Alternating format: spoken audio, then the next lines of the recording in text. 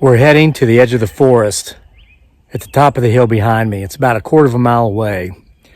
I won't be recording on my way from here to there, where I plan to tell you an amazing story about a very interesting entity.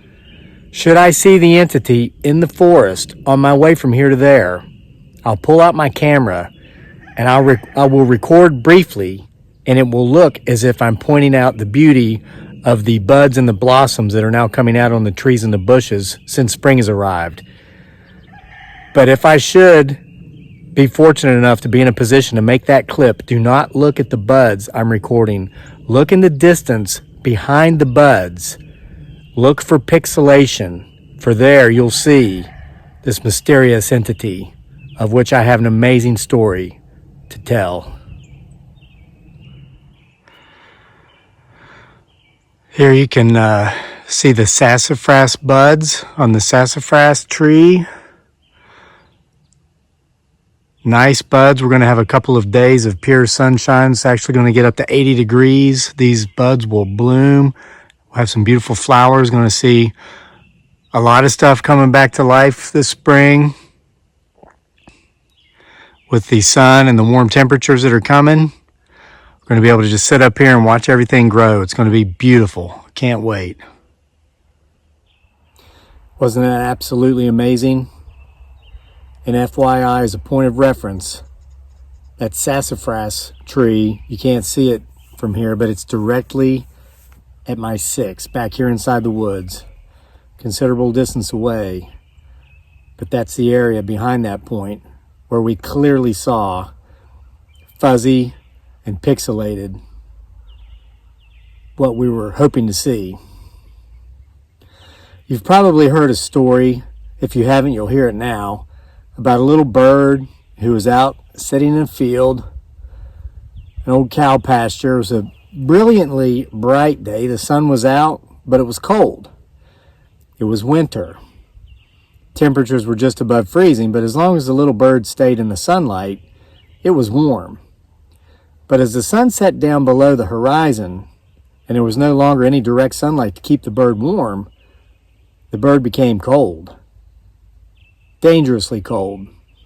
Since temperatures were dropping below freezing now, the bird found that it was too late to fly away. It was so cold it couldn't move. The bird knew that it was slowly but surely freezing to death. About the time the bird was about to resign its fate, a cow walked by in the pasture, and it pooped on the bird.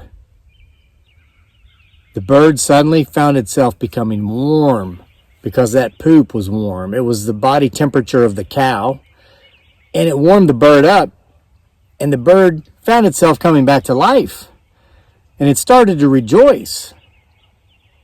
Alas, it was not going to freeze to death, but then it started noticing what it was in. It was in a big old pile of cow poop. It stunk. It didn't like it. It started screaming for help. Oh, help me, please. Somebody help me. Alas, I'm covered in cow poop.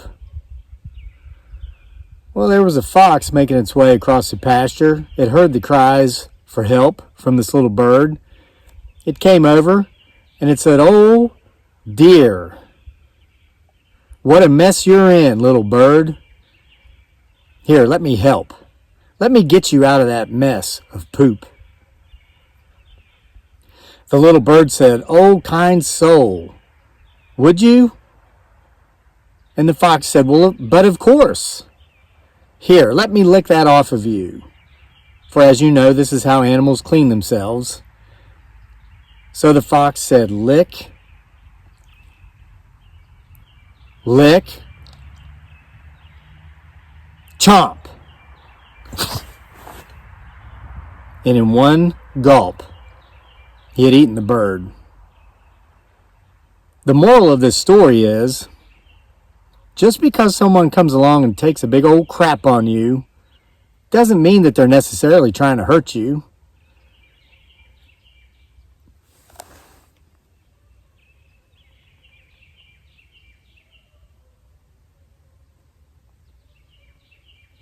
Sounds like voices coming from the exact spot where we saw the pixelation.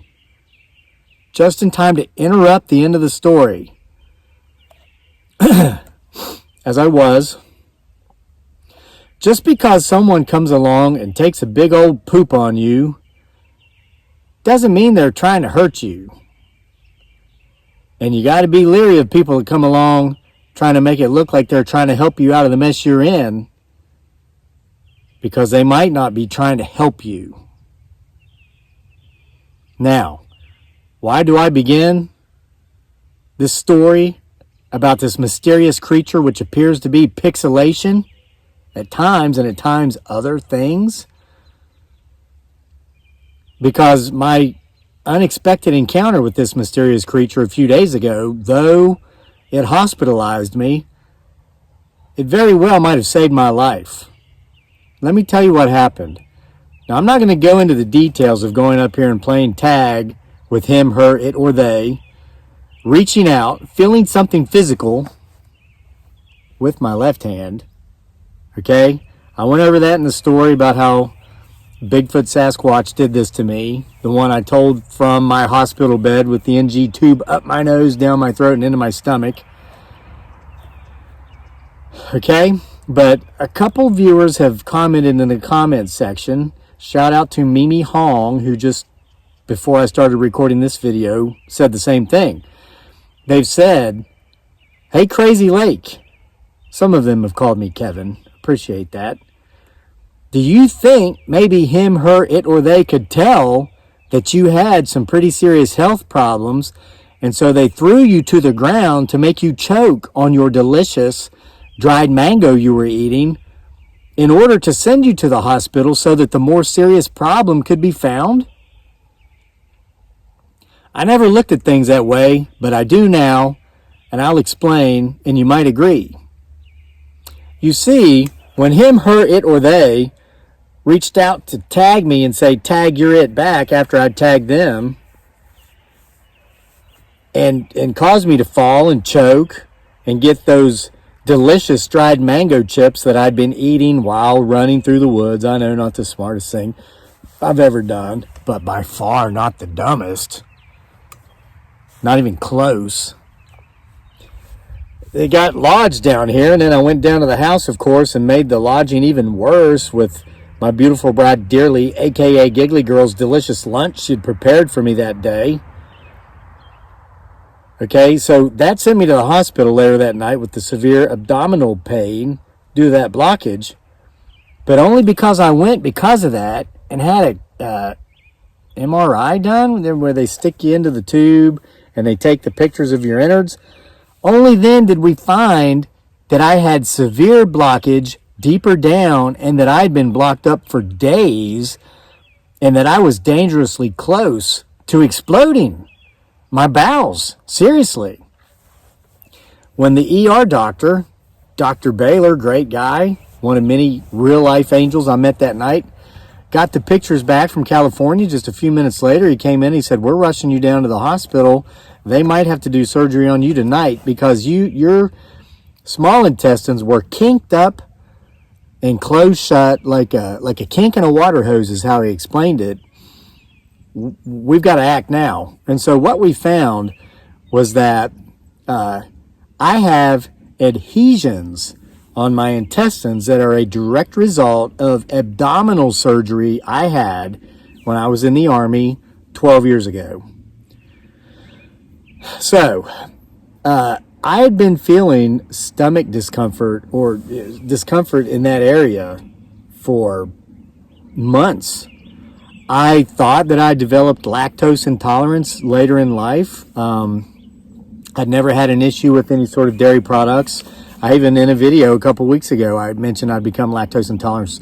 Wasn't the case. What it was is when I would eat or drink, stuff just wasn't getting out. Because as it was explained to me, when you're operated on in that region, I had laparoscopic surgery, it's called, where they use lasers. Look, not trying to show you my sexy belly, but here's the scars. This was where they stuck the camera in me, and then they slit me open here. See that little scar? I've got a hairy belly, and then they stuck they stuck tools in here. They stuck a tool. Well, they made the wrong cut, so they had to go make another one. And then I got one over here. There's one where they stuck another tool in. So they do this surgery all by, they watch a big screen and they move the tools by remote, and they're cutting around, banging around. Well, what they do is they cause lesions and cuts on your innards that result in scar tissue. These are called adhesions. So over time, what happens is, your small intestine's very small, but very smooth, and they run all crisscross and crazy through there, and you chew your food, and it gets digested in your stomach, and it continues to be digested as it makes its way out through your intestines. Well, it's got to move around smoothly through those tubes. What happens is when you develop scar tissue, okay, let's say you got two tubes side by side. Food starts coming through this one, but this one's got scar tissue on it, like a lump, okay?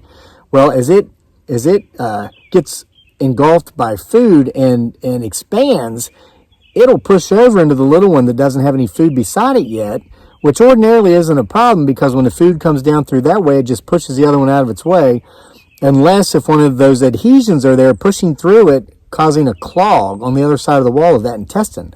So when that food comes through, it stops.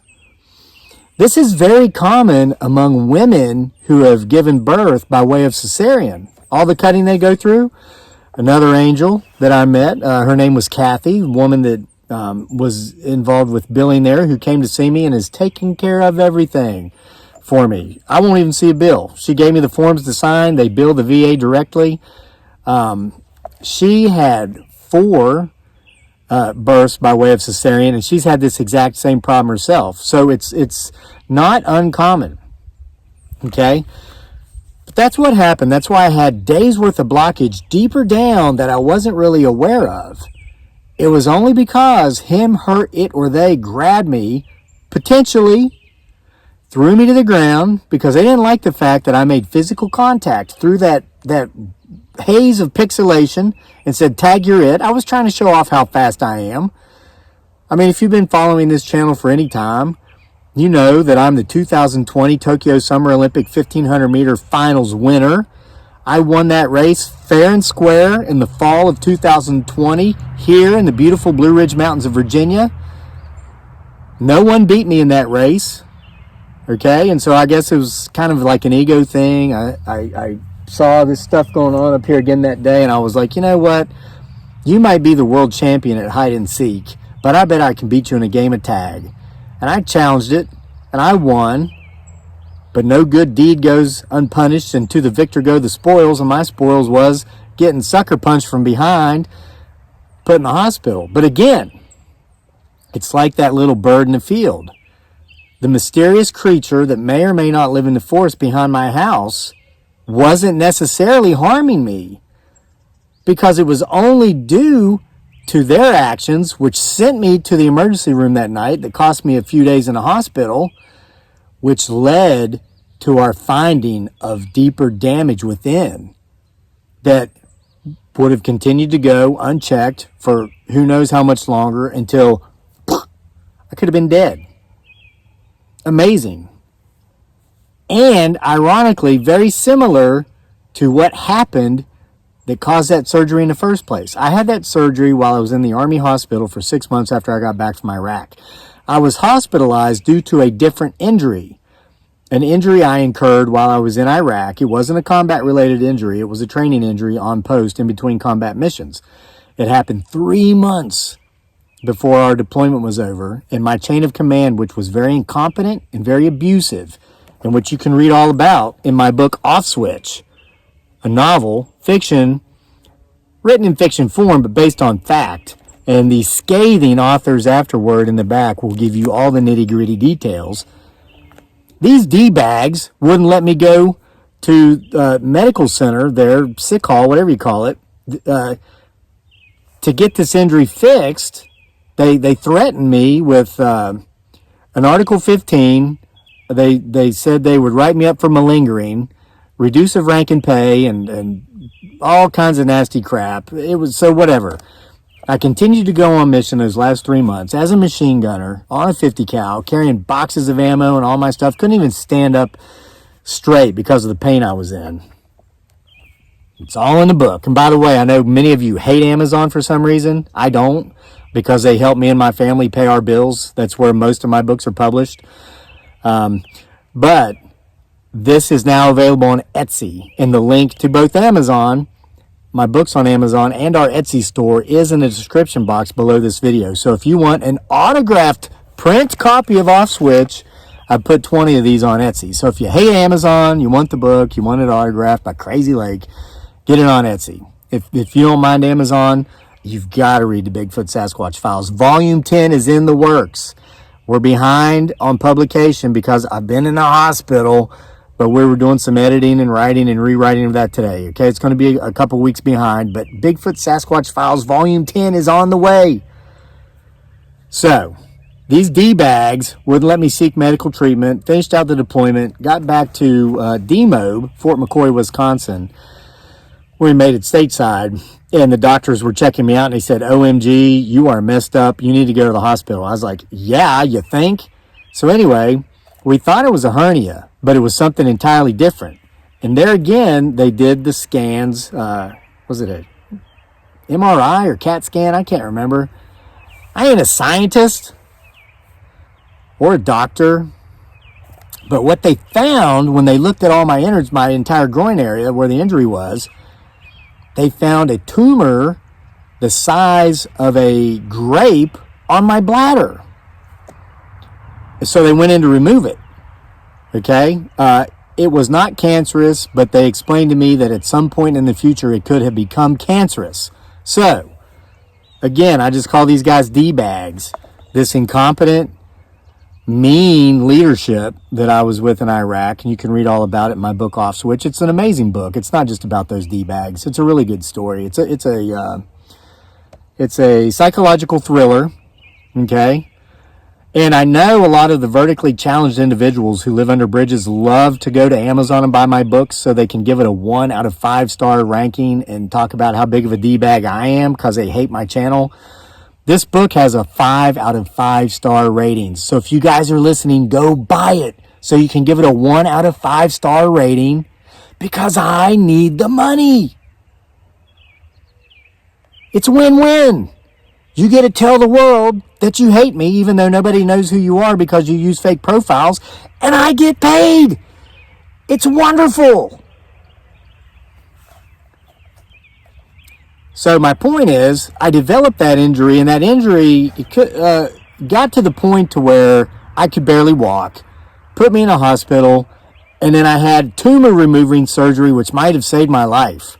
So those D-bags really were doing me a favor. Like the people that buy the book to leave the 1 out of 5-star rating, I'm getting paid. They're doing me a favor by bashing me. So it all kind of goes back to the age-old belief that things that happen to us in life really are not good or bad. Good or bad are terms that we place on the things that happen to us, but we never really know until, sometime down the road later, whether it was good or whether it was bad. Like the story you've heard of the guy that wins the sports car in a lottery. And his friends come to him and they say, wow, that's amazing. You won a $300,000 sports car. That's good. He says, well, maybe. They're like, what do you mean maybe? How could that not be good? You could never afford that. Well, 2 weeks later, he's out cruising around in his $300,000 sports car, and he's at a red light. Light turns green. He goes through, and a drunk comes through and plows into the side of his car and puts him in the hospital. So then he's in the hospital all laid up. He's got 2 broken legs, broken arm, and he's laying there in a hospital bed. Same friend comes to see him and says, oh, that is terrible. That is so bad what happened to you. That's so bad about that car accident putting you in the hospital like this. That's terrible. The guy's laying in his hospital bed. He says, well, maybe. And his friend's like, what do you mean maybe? Look at you. You should be home right now enjoying, life at home, but you're stuck in this hospital. Well, that night, an unexpected storm comes through, causes a mudslide that engulfs this guy's house in a landslide. Had he been home, it would have killed him. But because he was in the hospital, because of the car wreck, saved his life. You get the point. You could go on and on with examples like this forever, and I'm not going to. I've said what I have to say. Him, her, it, or they may not have been trying to hurt me when they slammed me to the ground. causing that cloggage, which sent me to the hospital, would save my life. Vertically challenged individuals who live under bridges, who buy my books just so they can give it 1 out of 5-star reviews, they're not hurting me. They're helping me. They're paying my mortgage. Let's keep an open mind, folks, to the things that happen to us in life. We might not know for quite some time after these things happen what it was all about. Was it good? Was it bad? Was it indifferent? And let's always remember, it's never about the outcome anyway. It's not about the journey. It's about the ride. And I'm on a crazy one. And I'm enjoying every crazy minute of it. I can tell you, I do not suffer one bit from insanity. I'm enjoying the whole ride. Hope you're enjoying it with me. And if you are, come back to ride again here at Homesteading Off the Grid. And whatever in the hell this channel is even about.